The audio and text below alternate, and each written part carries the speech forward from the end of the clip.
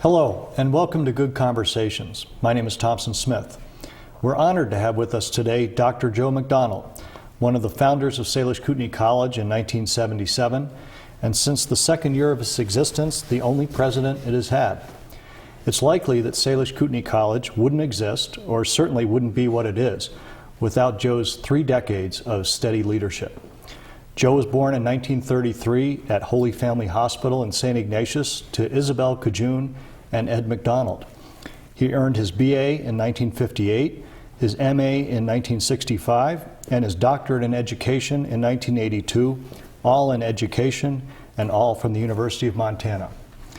Among numerous other awards, Joe was named National Indian Educator of the Year in 1989, received an honorary Juris Doctorate from Gonzaga University in 1994, was awarded the Montana Governor's Humanity Award in 1996, and in the year 2000 was named by the Missoulian to its list of the 100 most important or influential Montanans of the 20th century. Welcome, Joe, and thanks for taking the time to be on the program. Well, thank you, Tom. Well, you know, I was just thinking that maybe starting off, ask you to reflect on the campus today at Salish Kootenai College. Walking around it today, it's really become something. And when you started developing SKC in 1977, did you ever envision what it would turn into? No, I envisioned a big straight line building that I likened to Hutterite colonies, you know, and those off the parking lot of the tribal office complex where the new tribal office sits right now. Yeah. So we'd have this building with a kitchen, a library, a classroom, and we could use the tribe's parking lot. That's great. So how many buildings are on the campus today? I'd venture to, I don't know, Tom, for sure, but must be near 20, depending on if you count all the little buildings. Right. But, you know, we have some really nice main structures. Yeah, quite a few new ones, including the new gym. Yeah, right. Which I heard Sherry say was the one you're proudest of because you finally got a brick building. Yeah, I always said I was going to stay with this until we got our first brick building. And so now you've actually got 2. Now we've got 2 brick buildings, yeah. With the theater building that's next right. to it. Huh. Well, that's wonderful. Well, let's back up for a moment, if you would, and just talk a little bit about your own background. Born in 1933 in St. Ignatius, and you didn't exactly have this whole career lined out before you, did you? Not exactly, not exactly. But I did, you know, my father and mother both went to Haskell, and Kansas University is right in town. Yeah. And some of the students stayed at Haskell and went to Kansas University. So my dad didn't go, but he knew a little bit about colleges. And he did tell me in the first grade that I could go to college and take PE all day. And so I set my goal right then. And you could even, I mean, was he the one who told you could work in PE too? Yeah, so then I set my goal to be a PE teacher and a coach, because later on I got into sports and I love sports. But then my mom was a BIA, career BIA person. She did accounting. And there was a time in my life too, you know how you follow your mom, where I was going to be a BIA accountant too. So, I mean, growing up, did you go to school in St. Ignatius or Ronan? Or? Yeah, we lived at Post Creek, and the bus driver was right next door, Al Guys, and the bus left, you know, about 7:30, quarter to 8 in the morning, and would get back home about 5 in the afternoon. So it was a long day for a first grader, but no kidding. I did that through the 6th grade. Then my dad took a job with the tribe, and my mom would always work for the BIA. So we moved to the agency at Dixon. I see. And I went to grade school and high school at Dixon. Oh, you did? Yeah. And did you do well in both the academic and the athletic side of school? I always liked academics. Yeah. And my dad would say, "Oh, put that away, come to bed," you know. You got one of those teachers that just assigns and checks, but I like to do it. Right. The math and then my dad was pretty good. I remember I took a Shakespeare class, and we'd have to take lines of Shakespeare and write it, you know, what did he mean? And my dad was really good about that. He could explain it, because he apparently had that at Haskell. Yeah. And no, I like that, and of course I love sports. Yeah. And of course at Dixon, you know, you got to play all you wanted to. I did go to St. Ignatius my sophomore year, and St. Ignatius my senior year. And what were your main sports in school? Well, I love basketball and I love football. And of course, then I got into baseball, and I really liked baseball. I wasn't as good at baseball. I had more success at football and basketball. Barrett told me you were a pretty good catcher. Yeah. Barrett threw a no-hitter once out at Charlotte. Wow. I really loved track too, but I just really wasn't very good in it. But I went out every spring, and Bearhead and I used to have track meets, just the two of us.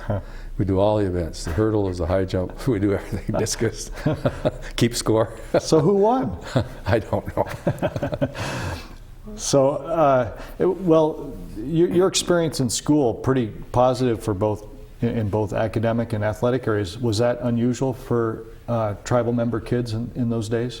I don't think so, but see, in those days, so many tribal member kids, I'd see them in the summer, and then I wouldn't see them in the school year, and it puzzled me, but I never really knew what was happening, that they were all going away to boarding schools. And so the kids that were in public schools were generally kids that came from, family units where the mother and father were together and they were a family unit.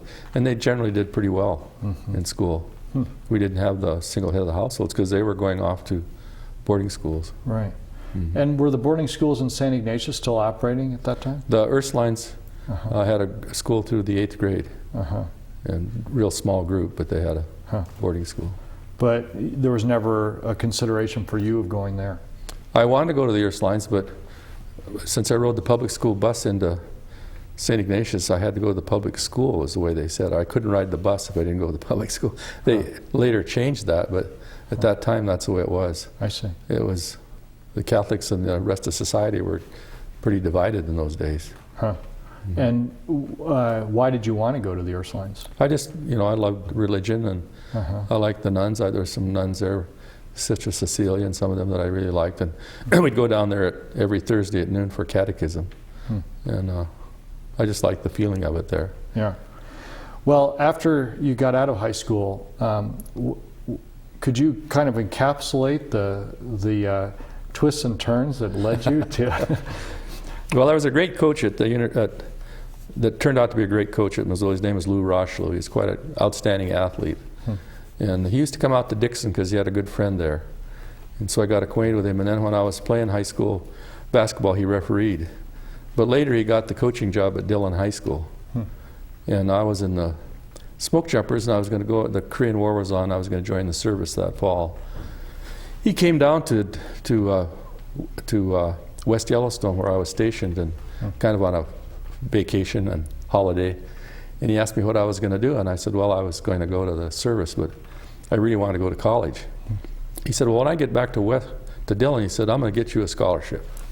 And I didn't think much of that. That was in August.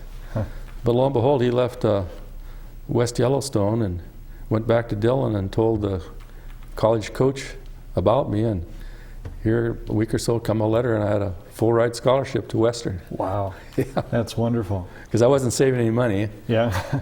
And I watched my folks struggle with my brother financing him, and I didn't want to put that burden on them, and so I was going to do it alone or not do it. You had an older brother who went to college? Yeah, my brother Dick. Yeah. Yeah, he went to Gonzaga and went to the University of Montana. Wow. So you're at Western, and what happened then? Well, I played sports. I played football in the fall and did really well. I made the first team all-conference team. And then I broke my collarbone early in basketball season, so I didn't get to play until after Christmas. But by the end, I was a starter. And then in the spring, I played baseball. But till baseball practice was after track practice, I'd go down the track and fiddle around with the track guys. So then I competed in some track meets at Dillon and then played baseball. I wanted to get on every car that left town and get out of every class I could, excused. So I really had a great freshman year. Yeah. But during the next summer, I got married. Oh. And you'd met Sherry at Dillon, huh? Yeah. Next summer I got married, and I wasn't so inclined for sports after that. I did it, but my heart wasn't in it. I was thinking of other things. Yeah. Getting on with marriage and all that. So I did play my sophomore year there. Right. I played football and basketball and and played some baseball. I didn't do the rest. My sophomore year. And then in those days you could get a certificate and teach up through the 8th grade. And by that time we were expecting Tim. And so I stayed that summer and got my certificate and got a teaching job. And in those days you could get a teach in grade school and coach in high school. And so I did that. Yeah. Okay, and so let's jump ahead to graduation from Western, and where was your first job after that? Big city of Oilmont. Oilmont, I have never heard of that. Where's that? It's north of Shelby, about 18 miles up in the oil field. And I taught the 5th and 6th grade and coached the grade school team, helped the high school coach, drove the bus. How did you get that job? Just applied. I mean, I guess they would have advertised at Western, huh? They'd advertised at the placement office at Western, and since we were expecting this baby, I was looking for the job that paid the most. And that was paid the most. And which probably wasn't very much, was it? It was $3,300 a year. And this is what year? 1953. But then when I got there, they wanted to know if I wanted to drive a school bus. Yeah. Paid $100 a month. So I got $4,200, which is almost as much as a superintendent by that time. Wow. Yeah. And how long did you stay there? 1 year. Yeah. And then where? I transferred to the University of Montana because I wanted to be a PE major. And went to the University of Montana 1 year, and then starved out. And so then I went to the big city of Plevna. I read about that in the Missoulian article, Plevna, and I actually had to look it up on my atlas. That's a 7th, 8th grade teacher and high school coach. Yeah. And they would all tease me about Plevna. They thought it was a heart disease, like pleurisy or something. Right. But it turned out to be a wonderful job and wonderful people, and I really liked it there. And from there, I... And what's bigger, Plevna or Oilmont? Oh, Plevna. Plevna still has a school. Oh. Okay. And actually, I was down to the tournament at Miles City and talked to some Plevna people, and there were 5 or 6 new homes built there this past year. Wow. Yeah. Must be all the oil boom or something. Huh? Yeah. Well, they have a sewer and water, and you can buy a lot pretty reasonable, and people want to live there. All right. So you Plevna, and you were there another year, or? I was there 2 years, and then the Miles City, the reform school at Miles City was called Montana State Industrial School. They played in Class C basketball and football. And the superintendent there was mostly Indian kids there. And he thought I'd be a good role model. And so he offered me a job, and I went to there. I was there 2 years. I see. And I had a great player there by the name of George Yellow Eyes. And a Kootenai boy by the name of Danny Tennis. And a Polson kid by the name of Charlie Potter, and a Mexican kid by Andy Ortez, and had some great kids. Yeah. And they made me a famous coach because we went to the state both years. Oh, you did? Yeah. Wow. Sort of Father Flanagan type story. You know? Right. Wow. But you didn't stay. Why? Well, I wanted to get to Western Montana. Yeah. And I had my goal of, I wanted to coach at Polson or at Hamilton or at Plains. And why were those your 3 goals? I don't know. I just liked it, and they had tracks. Yeah. And I love track. And all except Plains, the gymnasiums, Polson had a nice gymnasium. And but anyway, I got the job at Hamilton. All right. And so well, I couldn't wait to get to Hamilton. Okay, Salish Aboriginal territory, of course. That's right. Yeah. We'll pick up with Joe's career in Hamilton, Montana in one moment. Please don't go anywhere. We'll be right back. This is interesting.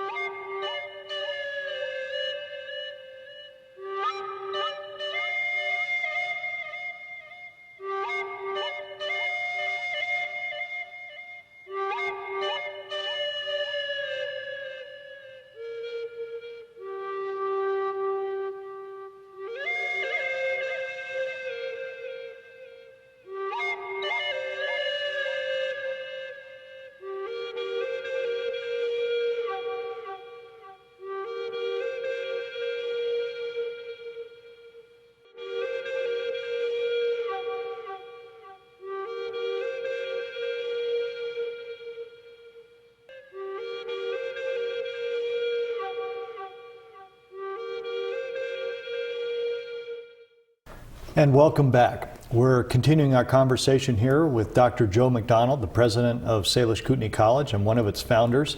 And we've been hearing some fascinating stories of the twists and turns in Joe's life that led him to be one of the founders of SKC. And Joe, where we left off, you'd just gotten hired to be at Hamilton.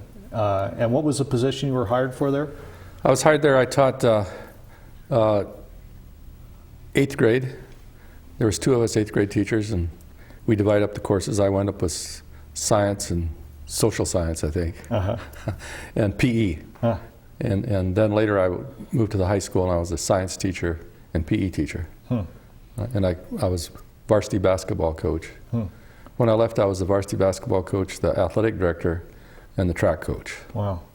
Sound like you were a busy man, and you had a growing family at the same time, didn't you? Had a nice family of 4 kids and good supporting wife.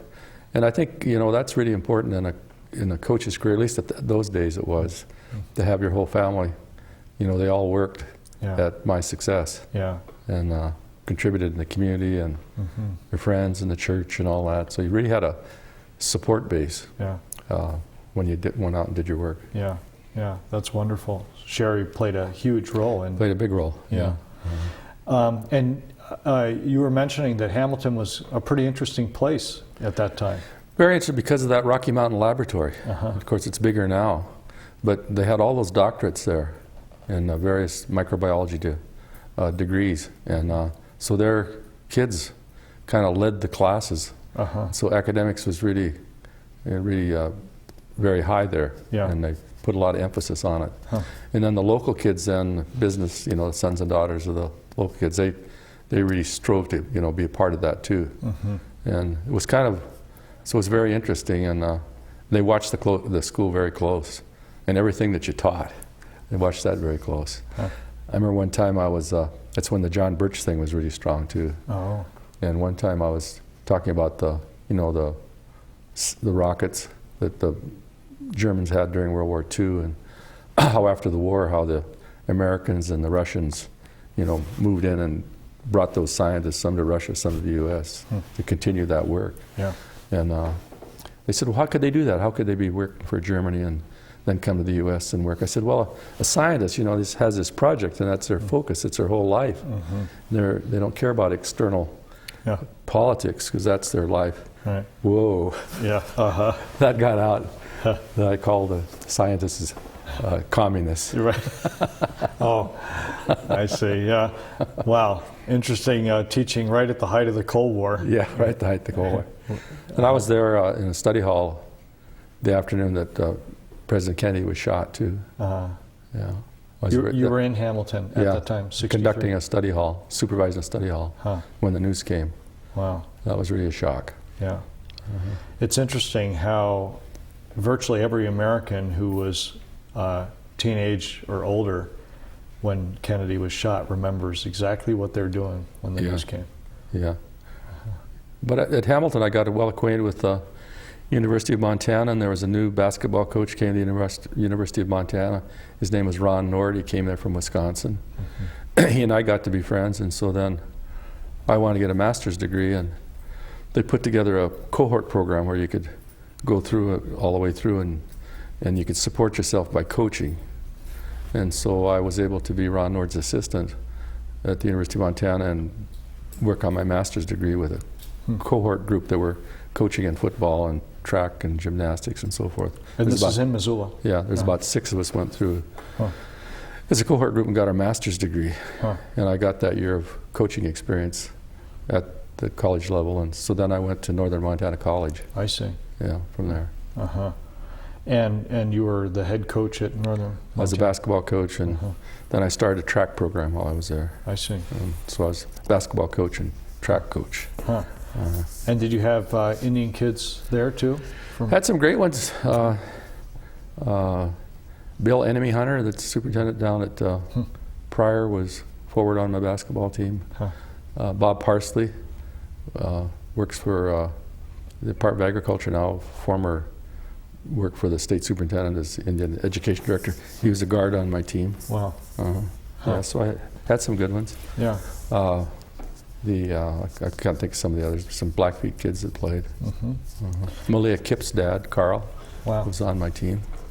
Yeah.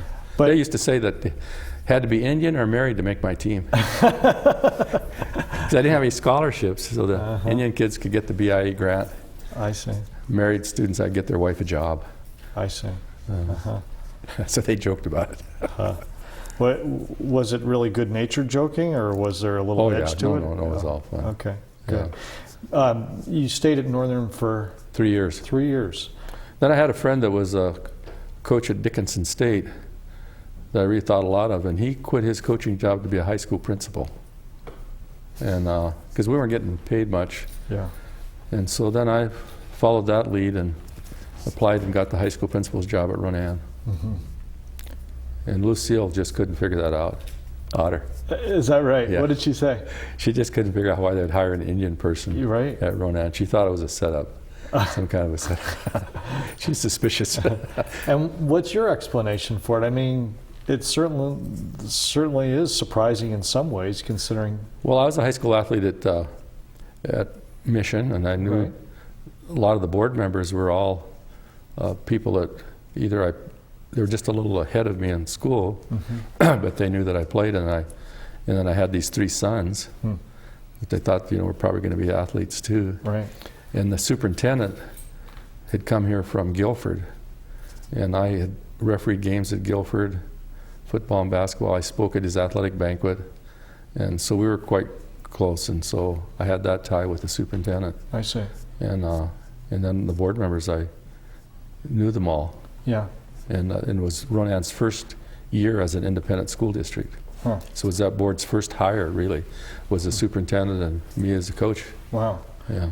And in the community at large, was there any talk about them having hired a tribal member to be the? Not at all that I know of. Yeah. Got nothing but a lot of good cooperation. That's great. In fact, the roughest stuff I got was from the Indian people. I had one carry a petition to fire me. Oh, is that right? Yeah. Why? As I suspended his kid. He turned out to be a good friend, but I mean, that was his reaction. Right. Sure. Later, though, when the mod stuff started in the middle 70s. Okay, so this is before things really got more polarized that way. Yeah. Yeah, we were all pulling together really well as a community then. Yeah. We started a lot of Indian studies, had Larry Parker teaching language, and we started an Indian studies program. We were teaching Indian history. So this is late 60s, early 70s? Yeah, early 70s. We were kind of the leader in Indian education, really. And the board was cooperative with all of that, but then all that mod stuff started, and it got more tense and harder. Yeah. Is that part of what led you to decide to look for another job? Yeah. I see. They passed a resolution, the board, when I wasn't there, that they wouldn't accept any federal funds if it didn't address all the students in the school. So Johnson O'Malley money and Title IV money for Indian students, they would no longer accept. That was the board's decision. Yeah. It didn't last. Right. But it was, it was a setback. Yeah, sure. Huge. Yeah. So that would mean, among other things, Larry Parker couldn't be hired anymore. Yeah, but Larry stayed on. Oh, he did? He was such a favorite, and he stayed on all through all that. Taught his classes. So that brings us up to Salish Kootenai College, which we'll be talking more about in the next half hour. But let's just start a little bit. I mean, what turn of events? Well, when I was at Northern, they started an adult education program, and the last summer I was there, they brought in a professor from Utah to do this workshop on adult education. And I learned from him that they had beginning readers at adult level. It wasn't Jim and Judy C-Spot Run, it was adult information at the first grade level. I was really surprised at that. Wow. So when I came to Ronan, I really wanted to start a program like that. And so I did, and that kind of led then to the development of the college. Yeah. That led to the development of the college. Right. There's a jump there. Yeah, big jump. Okay. There's a big jump. Because we had mainly Indian students that came in. A lot of them got jobs then within the tribe and worked very successfully, but they need that high school diploma or the GED. Sure. And so we started the GED program, but it wasn't just studying for the GED. I wanted to broaden it. And so I had the English teacher teach English, and I had another teacher teach, science and math and social science, so that we could broaden their, not just prepare them for a test. And made a really good program out of it. And we had Vista workers then at that time. And the Vista workers really took it on, and they were busing, they had those little vans, and they're bringing them in from Mission and from Elmo and from all over. Wow. Yeah. And so then we knew then that there was really a need there, and also a need for post-secondary opportunities. So I wrote a grant, tried to get a bus that would leave Elmo and trek all the way down and go to Missoula to the VOTEC and the business college and the university and let people off, and then pick them up in the afternoon and bring them back. And it's bringing them to where? Back to their homes each night. I see. And I was doing it singly. I never got funding for it, but I was way ahead of my time, because later in Appalachia, they did that very thing, and they even rigged up buses with study carols in them and all kinds of things that they could do while they rode the bus. Wow. So it wasn't too far off. Right. Well, we're going to have to pick up there in our next half hour. Okay. This has been a fascinating discussion with Joe McDonald about his own career path and some of the twists and turns that led to the establishment of Salish Kootenai College. And we'll be exploring more about how Salish Kootenai College started and how it grew and developed over the years, and its role in Indian education. Thank you very much for joining us, and we'll see you next time.